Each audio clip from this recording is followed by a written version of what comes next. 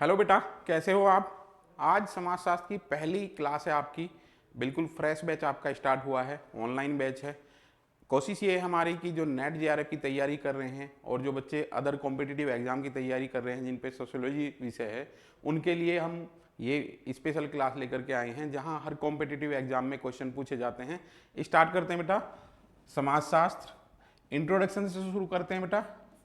समाजशास्त्र के परिचय की जब बात आती है बेटा, तो ये आपका बीए में भी आपकी क्लास फ्रूटफुल रहेगी। अगर आप बीए में पढ़ रहे हैं, बीए के सभी सेमेस्टर में आपके ये सोशियोलॉजी के जो विषय हैं ये बहुत इंपॉर्टेंट रोल प्ले करते हैं, और अगर आप ये क्लासेस देखोगे तो आपको वहाँ भी ये बेनिफिशियल मिलने वाला है। इंट्रोडक्शन में आप देखोगे, जब हम समाजशास्त्र की बात करते हैं तो सोशियो प्लस लोगस, इन दो शब्दों से मिलकर के आपका समाजशास्त्र बना है। अब यहाँ पे पीजीटी में भी आपका क्वेश्चन आता है कि ये किस किस भाषा से लिए गए हैं। L+G याद करने का तरीका ये होता है बेटा कि हमारे यहाँ पे LG के प्रोडक्ट होते हैं, ठीक है। LG के प्रोडक्ट लाइफ गुड्स के नाम से LG का प्रोडक्ट आता है, आपका फ्रिज आता है, ऐसे आते हैं। तो सोशियोलॉजी को दो भाषाओं से मिल करके बनी है। यहाँ से कोटेशन आपकी स्टार्ट होती हैं। मिल कहता है कि ये दो भाषाओं की अवैध संतान है। तो सोशियो प्लस लोगस अर्थ क्या है बेटा, मीनिंग क्या है इसका। मीनिंग में जब जाएंगे तो समाज का वैज्ञानिक अध्ययन इसका आपका बनता है। ध्यान रखना बेटा, जरूरत क्यों हुई, कैसे हुई, क्या सिनेरियो था, उन चीज़ों को आपको यहाँ समझाऊंगा मैं। सोशियोलॉजी को एज ए विषय, एज ए सब्जेक्ट कब आया, क्या जरूरत पड़ी, इसके पीछे आपका एक ऐतिहासिक यात्रा हम कराएंगे आपको। बात चलती है फ्रांस की। आप देखोगे आपसे क्वेश्चन पूछा जाता है कि समाजशास्त्र के उद्भव कहाँ से हुआ है, तो समाजशास्त्र का उद्भव फ्रांस से हुआ है। और दूसरा आपका वर्ड आता है फ्रांस की क्रांति। आप देखोगे बहुत इंपॉर्टेंट टॉपिक है बेटा, फ्रांस की क्रांति कब हुई थी बेटा, ये आपसे क्वेश्चन पूछा जाता है। तो ये आपकी 1789 को हुई है। अब आप देखोगे जब हम इसकी बैकग्राउंड में जाते हैं, तो फ्रांस की सामाजिक संरचना की हम बात करते हैं, फ्रांस की समाज व्यवस्था की बात करते हैं। समाज व्यवस्था बेटा वहाँ 3 स्तर में विभाजित थी, प्रथम, द्वितीय और तृतीय। जो ये थर्ड लेयर थी, इसमें आम आदमी था, और आम आदमी क्या करता था बेटा, टैक्स पे करता था, टैक्स पेयर था। और जो ये फर्स्ट और सेकंड थे, यहाँ पे पादरी और प्रिंस इसमें आ जाएंगे बेटा, इसमें सामंत आ जाएंगे। ये एक स्ट्रेटाफिकेशन था फ्रांस की जनता का। और जो ये थर्ड लेयर थी, थर्ड उस पे कैटेगरी पे जो था, ये आम आदमी था, एक व्यवसायी, कृषक, वकील, सब इसमें आ जाएंगे। ये टैक्स पेयर था, और यहाँ पे एक कर पे किया जाता था, टाइथ नामक कर, यानी कि जो आप कमाएंगे उसका 1/10 भाग आपको राज्य को टैक्स के रूप में देना पड़ेगा, ठीक है। फ्रांस की साम्राज्यवादी नीतियों के कारण एक व्यवस्था ये पनपी कि जो ये वर्ग है इसमें आहिस्ता आहिस्ता असंतोष की भावना जागृत हुई। और आप देखोगे इसी टाइम पे आपकी कुछ बुक्स आती हैं। बुक्स हैं आपकी ट्रूटिज ऑफ, एक हॉब्स लॉक रूसो की बुक आती है, द सोशल कॉन्ट्रैक्ट। ये बुकों का क्या है, साहित्य का अध्ययन। हमेशा ध्यान रखना बेटा, जो साहित्य होता है इसका अध्ययन लोगों की मानसिकता को निर्धारित करने में जरूर पड़ता है। आप देखोगे जब हम राज्य की उत्पत्ति की बात करेंगे, वहाँ डिवाइन थ्योरी की बात करूंगा मैं, तो यहाँ से आपके क्वेश्चन जरूर मिलते हैं। ये क्वेश्चन आपको हर कॉम्पिटिटिव एग्जाम में मिलते हैं। तो इस असंतोष के कारण क्या हुआ बेटा, हुई फ्रांस की क्रांति। और फ्रांस की क्रांति क्या हुई कि जो समाज व्यवस्था थी वो थी आपकी लोकतंत्र। पहले क्या था, राजतंत्र था। राजतंत्र के स्थान पर किस चीज में रिप्लेसमेंट हुआ, लोकतंत्र में। इस पर तो ये लोकतंत्र की जो व्यवस्था आई, ये नई व्यवस्था थी। इस नई व्यवस्था को अध्ययन करने के लिए, ध्यान से सुनना बेटा, क्वेश्चन यहीं से बनेगा। सेंट साइमन एक विचारक हैं, सेंट साइमन। अब यहां से बेटा क्वेश्चन बनता है, हर नेट की परीक्षा में एक क्वेश्चन आपका इस वीडियो से जरूर मिलने वाला है। जब आप इमाइल दुर्खइम पे जाओगे, जो आपका पहला टॉपिक है नेट की परीक्षा में, उससे पहले आपको ये जरूर करना है कहाँ कहाँ से क्वेश्चन बनते हैं। मेरी पूरी कोशिश है कि मैं आपको वहां तक लेकर के जाऊं। अब इस सेंट साइमन से कैसे क्वेश्चन बनते हैं, इसे अगस्त कॉम्ट का गुरु भी बताया जाता है। अगस्त कॉम्ट, आपका क्वेश्चन बनता है who is the founder father of sociology. तो अगस्त कॉम्ट को हम क्या कहते हैं, समाजशास्त्र का जनक कहा जाता है। समाजशास्त्र का जनक कहा जाता है। ठीक है बेटा। अब क्यों कहा जाता है ये भी क्वेश्चन है, क्योंकि इन्होंने क्या दिया है, शब्द दिया है। समाजशास्त्र की जो उत्पत्ति है कहां से हुई है, वो अगस्त कॉम्ट ने ये वर्ड दिया है। कब दिया है, ये क्वेश्चन भी आपका बनता है। तो 1817 में सोशल फिजिक्स दिया, सोशल फिजिक्स दिया। बट आप देखोगे कि ये इस पर एक बुक आ गई थी और ये कह देते हैं कि वो क्वेटलेट के द्वारा चुरा लिया गया, और इन्होंने 1838 में समाजशास्त्र वर्ड दिया। अब अगस्त कॉम्ट को समाजशास्त्र का पिता किस लिए कहा जाता है, क्योंकि इन्होंने शब्द दिया है। ये क्वेश्चन आपसे पूछा जाता है। दूसरी चीज ये है, सेंट साइमन अगस्त कॉम्ट के गुरु थे, सेंट साइमन के सचिव अगस्त कॉम्ट थे। इस तरीके से लैंग्वेज कन्वर्ट करने के बाद आपसे क्वेश्चन पूछे जाते हैं। बहुत से क्वेश्चन आपके यहीं से ही जनरेट होते हैं। अब अगस्त कॉम्ट को किस लिए गुरु कहा जाता है, क्योंकि इन्होंने शब्द दिया। अब आपसे एक क्वेश्चन और यहाँ का बन जाता है, समाजशास्त्र के अकादमिक जनक। अकादमिक जनक की अगर बात आती है तो बेटा आपका आंसर आएगा इमाइल दुर्खइम, क्योंकि इमाइल दुर्खइम ने समाजशास्त्र को विषय के रूप में स्थापित किया है। तो आप इस स्लाइड में देखेंगे तो आपको बहुत से क्वेश्चन यहाँ पे मिलने वाले हैं। पीजीटी क्लास, जो आपका पीजीटी का पेपर होता है, उसमें यहाँ से जरूर क्वेश्चन उठाने वाले हैं बेटा।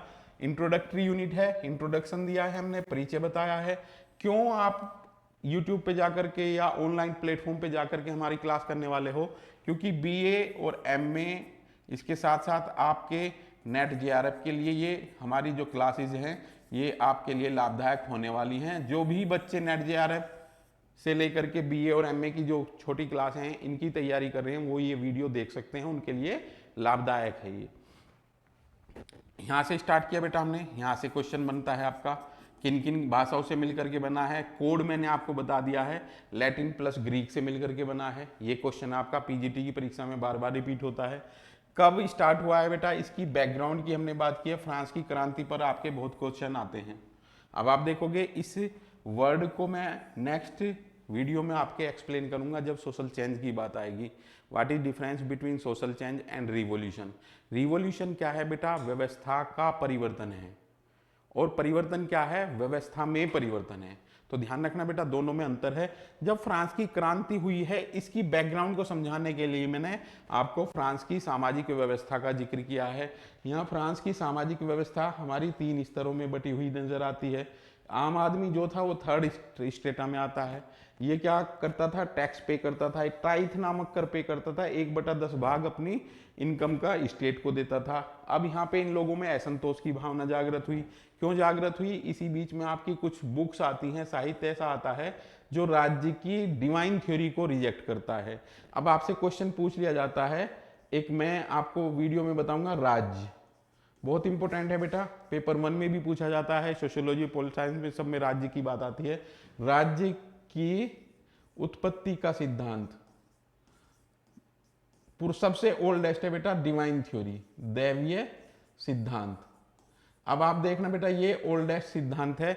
इसमें जो राज्य है, जो हमारा राजा है, वो ईश्वर का प्रतिनिधित्व करता है, ये आपकी डिवाइन थ्योरी है। और अगर यहाँ पे आप देखोगे, आम आदमी को ये राइट नहीं है कि वो अपने तर्क क्षमता को यूज करे। जैसे राजा कहे वैसे उसका मानना है, ये उसका परम धर्म है कि राजा की कही गई बातों को वो एज इट इज एक्सेप्ट करे। तो ये एक इंपॉर्टेंट चीज है बेटा, कहीं से भी क्वेश्चन आपका आ सकता है। नेक्स्ट चलते हैं बेटा। अब यहां पे आपका सेंट साइमन का आता है। सेंट साइमन ने क्या दिया, अगस्त कॉम्ट को सुझाव दिया, जो अगस्त कॉम्ट इनके शिष्य थे, सचिव थे, ये भी क्वेश्चन आता है। अगस्त कोम्ट को कहा कि जो फ्रांस की सामाजिक संरचना है, इस सामाजिक संरचना में जो परिवर्तन हुए हैं, इनका अध्ययन करने के लिए, सामाजिक संरचना के जो परिवर्तन हुए हैं, इनका अध्ययन करने के लिए क्या करना है, एक विषय स्थापित किया जाए, एक डिसिप्लिन स्थापित किया जाए। ध्यान रखना बेटा, यहां से अगर आपने ये यूनिट समझी तो ये आपकी इंट्रोडक्टरी यूनिट है। सोशियोलॉजी कहाँ से स्टार्ट हुई है, कभी कभी बच्चे क्या हैं जिनको प्रॉपर गाइडेंस नहीं मिलती, वो पूरी सोशियोलॉजी याद कर लेते हैं, बट यहाँ से क्वेश्चन आता है उसे छोड़ देते हैं। तो विषय के रूप में समाजशास्त्र को स्थापित करने का जो श्रेय था वो सेंट साइमन की सलाह पर अगस्त कोम्ट को जाता है, इसलिए इन्हें जनक कहा जाता है। बाद में देखोगे कि अगस्त कोम्ट पर साहित्य चोरी का भी आरोप लगता है और सेंट साइमन के और इनके रिलेशन डिस्प्यूट में आ गए थे और दोनों अलग हो गए थे। तो देखोगे ये विषय के रूप में स्थापित करने का अगस्त कोम्ट को श्रेय जाता है। अब विषय बन गया है बेटा, अब अगस्त कोम्ट के कार्य आते हैं। अगस्त कोम्ट बेटा, एक क्वेश्चन और मैं आपको यहां पे करा रहा हूं, समाजशास्त्र की उत्पत्ति के कारण। ध्यान रखना बेटा, हर कोई नहीं ये बताने वाला आपको समाजशास्त्र की उत्पत्ति के कारक। जब आपसे ये क्वेश्चन पूछा जाए तो आप यहां पे दोगे आंसर, क्या क्या दोगे बेटा? फ्रांस की क्रांति। क्रांति कब हुई है बेटा? ये आपकी 1789। और इंग्लैंड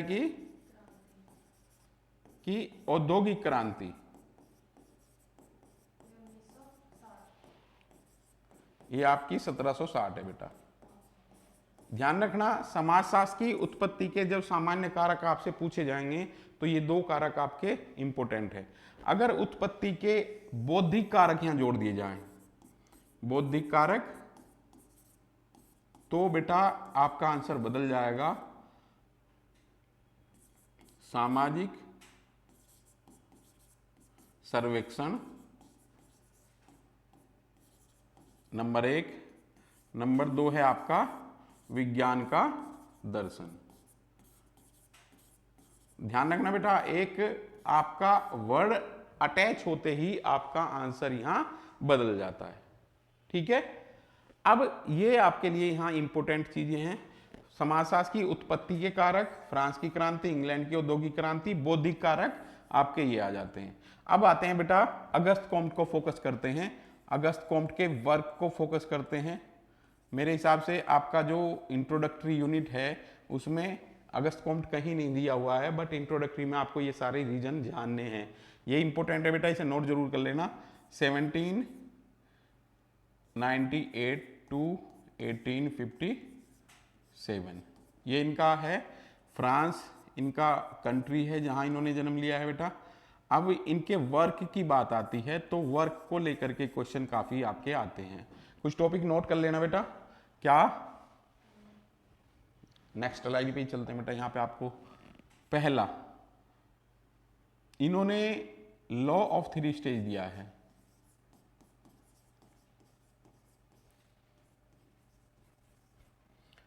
चिंतन के 3 स्तर का नियम, चिंतन के 3 स्तर का नियम, ठीक है बेटा। अब इसका कोड बना लेना TMP। देखो बेटा कभी कभी ना कोड से काम चलता है, और मैं आपको बताऊं कि मेरा एक अनुभव ये है, कभी कभी बड़े बड़े महारथी जो समाजशास्त्र के होते हैं वो इस क्वेश्चन को गलत कराते हैं। पहली स्टेज है आपकी थियोलॉजिकल स्टेज, दूसरी आपकी मेटाफिजिकल, और नेक्स्ट है आपकी पॉजिटिविज्म। बेटा ध्यान रखना, नेट की परीक्षा में हर पेपर को उठा करके देखोगे तो एक क्वेश्चन आपको इस वीडियो से मिलने वाला है, और अच्छे तरीके से ये समझ लेनी है, क्योंकि इसे समझे बिना आप समाजशास्त्र नहीं समझोगे। एक क्लास होगी, 2 क्लास होगी या 3 क्लास करनी पड़े, पर आपको यहाँ पे समझाना है मुझे। कोड है आपका TMP। यहाँ पे क्वेश्चन कैसे बनते हैं बेटा? ये धार्मिक अवस्था है, धार्मिक अवस्था, इस अवस्था में समाज में कोई भी घटना होती है उसके पीछे हम धर्म को या अलौकिक शक्ति को क्या मानते हैं, जिम्मेदार मानते हैं। दूसरा है ये तात्विक अवस्था। तात्विक अवस्था में हम निर्जीव वस्तु में भी जीव की संकल्पना करते हैं। थर्ड है आपका प्रत्यक्षवाद। प्रत्यक्षवाद में आप देखोगे कि यहां हम घटना के पीछे वैज्ञानिक कारण ढूंढते हैं, वैज्ञानिक कारण को जिम्मेदार ठहराते हैं, तर्क के आधार पर घटना का हम अध्ययन करते हैं। और यहीं से बेटा आपकी जो सेकंड यूनिट है सोशियोलॉजी में भी और पेपर 1 में भी, शोध यहीं से ही स्टार्ट होती है। अब ये प्रत्यक्षवाद है क्या, इसे बाद में जिक्र करेंगे, इससे पहले एक दो क्वेश्चन आप जरूर नोट कर लें जो आपका इंपॉर्टेंट है। कौन सी अप्रोच अपनाई है, evolutionary liner theory.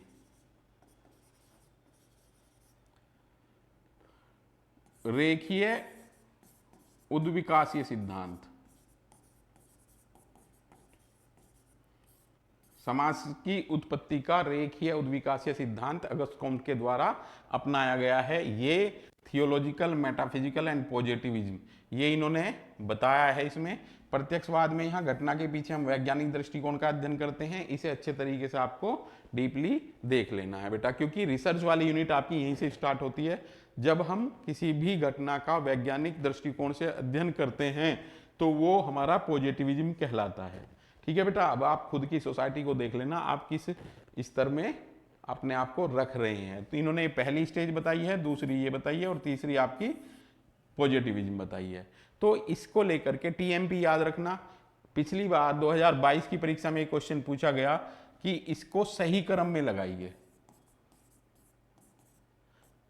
Auguste Comte के इवोल्यूशनरी थ्योरी का सही क्रम क्या था। और मैं आपको बताऊं, मेरे एक दो बच्चे ऐसे हैं जो अपने आप को ब्रिलियंट मानते थे और उनका ये क्वेश्चन ही गलत था।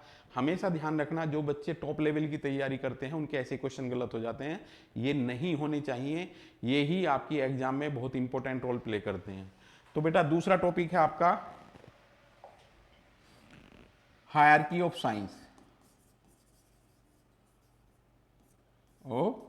साइंस, यानी कि